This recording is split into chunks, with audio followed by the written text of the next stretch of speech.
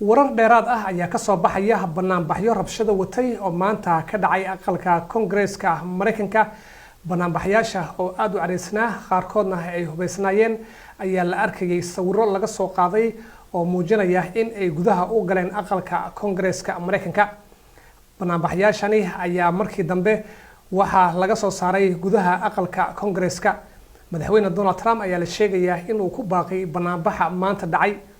haddaba barnaamijkan qeybaha dambe ee barnaamijkan waxaa iga qayb qaadanaya Mustafa Martin oo si weyn u falanqeeya siyaasadda dalka Mareykanka.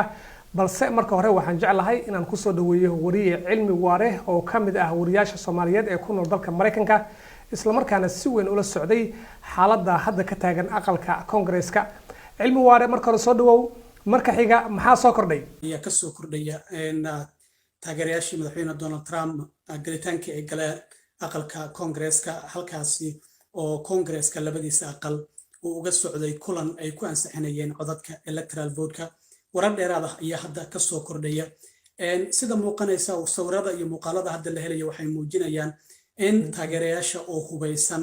ay gudaha u galeen labada aqal ee Congress-ka ee waliba halka ay dooda ka socotay. waxaa la arkaya ciidamada ammaanka oo iyo waliba kooxo hubeysan oo qoryo isku taagaya gudaha Congress-ka halka doodu ay ka socotay. labada aqal gudaha ayay galeen. waxaa la arkayay kuraasta iyagoo isku fadhiya Congress-ku ay isticmaalayeen. halka qofka shir gudoominaya aqalka Senate-ka uu fariisto kursiga uu ku fariisto ayaa la arkayay mid ka mid ah taageerayaasha ama dadka mudaharaadka sameynayay oo ku fadhiya xafiiska afayeenka aqalka hoose ee dalka Mareykanka Nancy Pelosi. ayaa sidoo kale la arkayay in ay galeen qaar ka mid ah xubnaha mudaharaadka sameynaya rabshadaha wata isla markaana ay xitaa qoraal ay u reebeen halkaasi waraaqihii la qoraal ay ku qoreen oo ay hanjabaad u muuqday, iyadoo sidoo kalena la sheegayo in qof dumar ah hadda gudaha Congress-ka uu ku dhaawacmay oo isbitaal loo qaaday. rasaas ayaa laga maqlay. ciidamada ammaanka qaarkood oo rabshadahan ka hortagay ayaa qaarkood dhaawac gaaray oo isbitaalka sidoo kale loo qaaday. xaaladda marka hadda weli way cakiran tahay. wararku waxa ay sheegayaan in mudaharaadayaashii gudaha dhismaha laga soo saaray hadda banaanka weli ay dhooban yihiin. waxaa la howlgeliyey ciidamada ilaalada qaranka ee dhammaan caasimadda DC ayaa hadda la howlgeliyey oo ay duqa magaalada Mariel Bowser ay howlgelisay. waxaa sidoo kale hadda kusoo wajahan caasimadda Washington ciidamada kale oo ka imaanaya gobolada Maryland iyo Virginia oo daris la ah caasimadda Washington oo gudoomiyaasha goboladaasi ay u soo direen caasimadda Washington kadib markii xaaladda ammaanka ee dhismaha Congress-ka ay faraha ka baxday. xubnaha Congress-ka oo xilligaasi kulankooda socday ayaa la arkayay iyadoo ammaankooda ay sugayaan ciidamada ammaanka maadaama iridda ay u soo istaageen taageerayaasha madaxweyne Donald Trump taageersan oo careysan isla markaana hubeysan. sawirada gudaha ka soo baxayay aqalka Congress-ka ma ahayn kuwo looga bartay dalka Mareykanka, iyadoo la arkayay ciidamada ammaanka oo difaacaya xubnihii Congress-ka isla markaana hub lagu soo taagaya iyagana hubkooda isticmaalaya oo la baxaya. xaaladan xaalad looga bartay dalka Mareykanka ma aysan ahayn. aad buu maasan yahay. kaas waxa uu ahaa wariye cilmi waare oo si toos ugu waramayay.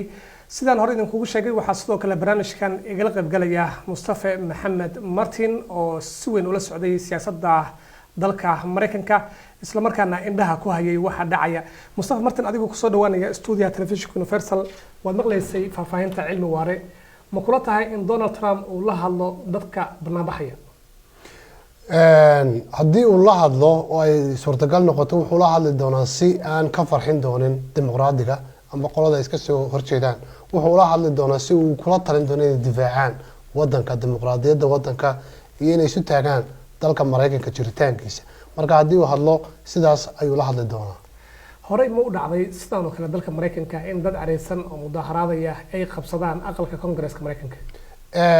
horta waxaa jirta waa inaan ogaano ninkan tixraac wuxuu ku sameeyay arrintii ka dhacday dalka Turkiga markii madaxweyne Erdogan la inqilaabay ee isugu yeeray dadkiisa. halkaas ayuu horta ka ambaqaaday. arrintana arrin soo martay dalal kale ay ahayd, laakiin waa markii ugu horeysay ee la oran karo arrin noocan oo kale ah inuu Mareykanku ku kacay. laakiin waxaa jiray marar badan oo haba yaraatee mararkan oo kale aan ka dhici karin taariikhda lagu xusi doono. xilligii Martin Luther King, xilligii magaranaysa madaxweynihii hore Lincoln markii uu dhintay, iyo xilligii hore Roosevelt madaxweynihii dagaalkii labaad ee adduunka Germany la dagaalamayay. marxalado noocan oo kale ah uu soo maray. waxaana soo martay berigii September 11 maraykanka la duqeeyay Washington oo dhanba banda lagu dhigay ee madaxweynuhu ka baxsaday xitaa gobolka ee uu galay aqal qarsoodiya oo muddo 48 saacadood oo wadanka halka ka maamulayay meel loogu magac daray aqalka qarsoon ee cad ee maraykanka. sidee kula muuqataa in aqal Congress-ka sidaas sahlan loo galo martii horta waxay ku tusaa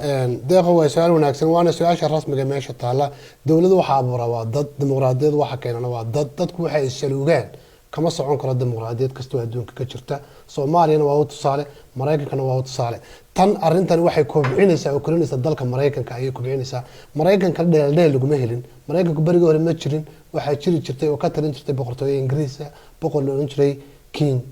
ayaa ka talin jiray halkan dabadna Kinga waxa ku banaan baxay dad ka soo horjeeda ma garanaysa systemkiisii dabadna waxa Mareykanka leeyahay wuxuu ku dhashay banaan bax iyo isdil iyo ka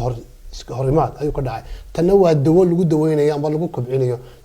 systemkana hadaan la saxin oo aan ragisu taagin ka soo horjeeda wixii dhacay systemku ma saxmayo Soomaaliyana waxay u baahan tahay sidoo kale dad ka soo horjeesta waxa maanta wadankooda ka dhacaya oo isu taaga wadaniyad iyo dalkooda marka arintan arin xun maaha waana arin daweynaysa mustaqbalka dalka Mareykanka sidaan ka warqabno Mustafa Martin dalkani Mareykanka madaxweynaha hadda ka taliya Donald Trump ayaa mudaharaadkan ku baaqay durbadii mudaharaadkan rabshada ayaa ka dhalatay sidoo kale qof dhaawac ayaa sidoo kale soo sheegaya meeshii biliqa ayaa ka dhacday ma laga yaabaa mas'uuliyadda wixii dhacay in Donald Trump dusha laga saaro ordo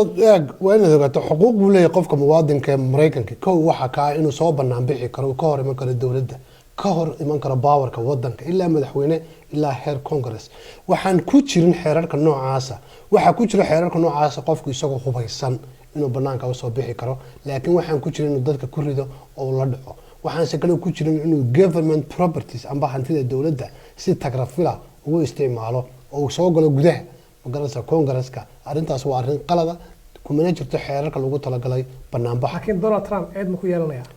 constitutionally aad kuma yeelanayo isagu mas'uul kama aha oo dadka kuma oranin kaalaya Congress-ka gala laakiin wuxuu ku yiri isu soo baxa isagoo wax badan tabanaya taana xaq uu leeyahay madaxweynuhu wayna fahantaa madaxweynaha Mareykanka markuu talaabo ku qaadayo dad buu la tashanaya senior expertise oo xagga dimuqraadiyadda xeerarka constitutionska wadanka isu taagay dib baan ku celinayay 1885 wadanka la orange gobolka la orange Massachusetts waxa ka bilaabmay wax la Tea Party qolooyinkii ka soo horjeeday Mareykanka iyo taxation-kii cashuuraha banaanbax weyn ayay kaga saareen wadanka oo dhan marka xuquuqdaasi waa xuquuqda koowaad ee dalka Mareykanka inuu qofku isooban karo soo banaanbixi karo dawladda ka soo horjeesan karo madaxweynaha ka soo horjeesan karo marka waa constitution wax la wuxuu khaldayna haba yaraatay ma jirto intaan la weeraran aqalka Congress-ka maanta waxa ka socday la sheegaya shirkaasi oo lagu cadeynayay in madaxweynaha la doortay Joe Biden uu yahay madaxweynaha rasmiga ee Mareykanka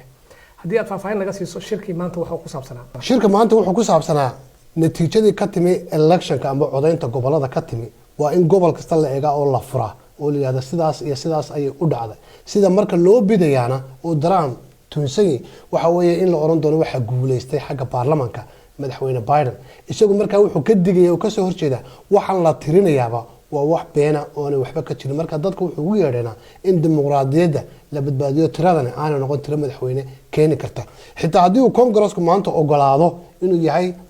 Congress-ku wuxuu ogolaanaya ma aha madaxweyne ayaa Biden iyo madaxweyne Trump wuxuu ogolaanaya natiijadii gobol hebel ka timi waa tan waan ku qanacday waana saxiixayaan certification wax la yiraahdo ayay gelinayaan taas haddana u sii gudbisa aqalka sare sidoo kale uu sameeynaya laakiin xitaa hadduu Congress-ku maanta saxo wali Biden madaxweyne ma way sanataradii shiraysay madaxdii halkaas ku shiraysay halkeen loo cararay waxa loo cararay iyagana Washington inaad garanayso waxa jira Avenue Street ku yaala Washington oo bunker hoose meesha kula tareena iyo dayactir badan leh marka halkaas ayay galeen oo taladoodii iyaguna ku gaareen marka waa la adkeynaya amaankooda waxa laga adkeynaya amaankooda waxa weeye qof senator haddii uu ku dhinto gacan dad Mareykan sumcadda Mareykanka hoos ay u dhacaysa constitution isku wuxuu keenay marka waxa la dhaho ammunition power madaxweynaha khatar waxaan kale ugu jirnaa in madaxweynahan uu power kale oo loo baahnayn helo waxa jira power la resurrection power amba dominant power oo madaxweynuhu exercise gareyn karo oo wax xabashadaan ku dhigi kara haddii arintu faraka bax noqoto fariin noocee ay diraysaa marka banaanbixi maanta dhacay ee rabshadaha watay iyo in aqalka Congress-ka lagala wareego ugu dambeyntii horta fariintan waxay diraysaa arkaamihii ugu waaweyn ee Mareykanku ku abuurnaa oo ahaa ma garanaysa inuu maraykanku yahay dal banaan bixi kara diidi kara waxaanay rabin inamay soo marin markii ugu horeysay waxaan dib ku celinay haddana 1942 markii madaxweyne Roosevelt oo dagaalkii labaad ee adduunka galay 2 teerm baa la doortay teermkii saddexaad waa loogu celiyay waa isagoo markaa curyaan ahaa isagoo cudurka qabay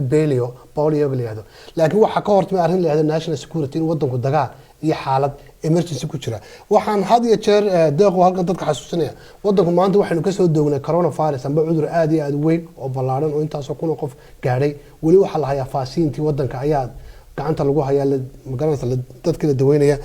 virus kale ayaa hadana nagu dhacday ta kale inoo sii dheer arrinkan waxa weeyaan 76 milyan oo brotrauma oo badan dadka cadan oo military oo booliiskii oo unionkii oo dadkii senior kala ahaa oo dadkii retire group ahay si loo qanciyaa waa muhiim weeye waxay muhiim u tahay dimuqraadiyadda waxay muhiim u tahay madaxweynaha soo socda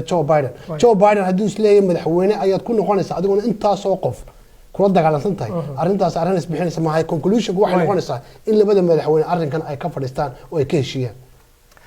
aad buu mahadsan yahay kaas waxa uu ahaa Mustafa Martin oo igala qaybgalay barnaamijkan waxaana ka sii horeeyay wariye cilmi waare oo isaguna barnaamijkan igala qaybgalay waxaana barnaamijkan idin soo tabinaya anigoo ah deeq darajo intii aan barnaamij kale oo noocan oo kala ah aan ku kulmayno waxa idin kaga tagayaa sidaas iyo nabadgelyo Martin aad baa mahadsantahay waad mahadsantahay deeq